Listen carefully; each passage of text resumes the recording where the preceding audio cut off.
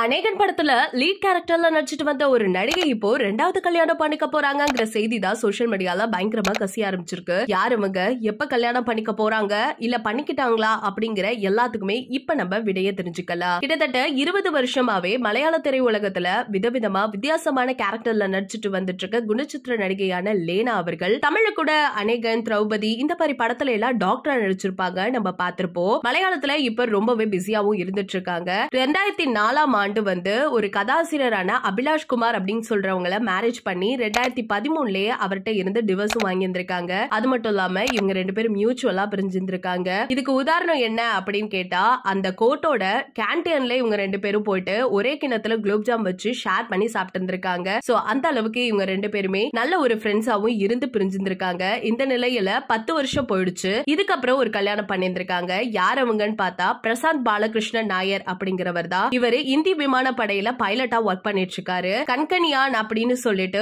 ஒரு பெயரிடப்பட்ட இந்தியாவின் முதல் மனித விண்வெளி பயண திட்டத்துல இவர் ஒரு பார்ட்டாவும் இருந்துட்டு இருக்காரு. இப்ப ஜனவரி மாசம் தான் இவங்க ரெண்டு பேருக்கும் கல்யாணம் முடிஞ்சிருக்கு. அதுவும் பெரியவங்க எல்லாரோட சம்பந்தத்தோட தான் முடிஞ்சிருக்கு அப்படிங்கறத இப்பதான் அவங்க சொல்லியிருக்காங்க. எதனால இவ்வளவு டிலே அப்படின்னு பார்த்தா, பிப்ரவரி 27 கேரளா வந்த பிரதமர் மோடியோட கையால சிறந்த விமானப்படை வீரருக்கான விருந்த பிரசாந்த் பாலகிருஷ்ணன் வாங்கியிருந்திருக்காரு. இத வாங்கின பிறகுதான் இந்த அறிவிப்பு கொடுக்கணும் அப்படிங்கிற மாதிரி இருந்திருக்காரு. இப்ப இவங்க ரெண்டு பேருக்கும் திருமணம் ஆன விஷயத்த வெளிப்படையாவும் சொல்லியிருக்காரு. இந்த விஷயம் தான் சோசியல் மீடியால பயங்கரமா ஷேர் ஆயிட்டு இருக்கு. இத பத்தி நீங்க என்ன நினைக்கிறீங்க அப்படிங்கறத மறக்காம நம்ம கமெண்ட் செக்ஷன்ல ஷேர் பண்ணிக்கோங்க.